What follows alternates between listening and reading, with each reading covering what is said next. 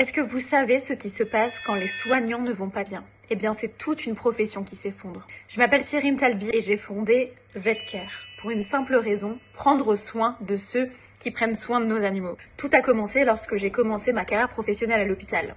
J'y ai vu une manager brillante mais totalement seule. Pas d'outils, pas de formation, pas de soutien.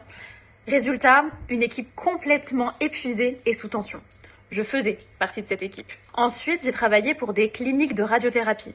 L'engagement y était immense, mais malheureusement, la pression aussi. Puis, j'ai rejoint le monde vétérinaire. Et là, j'y ai retrouvé exactement les mêmes signaux d'alerte. Surcharge, burn-out, turnover et j'en passe. Et c'est finalement à ce moment-là que j'ai eu comme un déclic.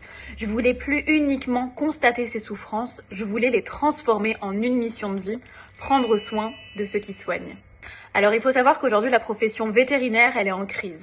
Un vétérinaire sur 2 est en situation de burn-out et le taux de suicide chez les vétérinaires, il est 4 fois plus élevé que la moyenne nationale. Je répète, le taux de suicide chez les vétérinaires, il est 4 fois plus élevé que la moyenne nationale. Vous vous en rendez compte?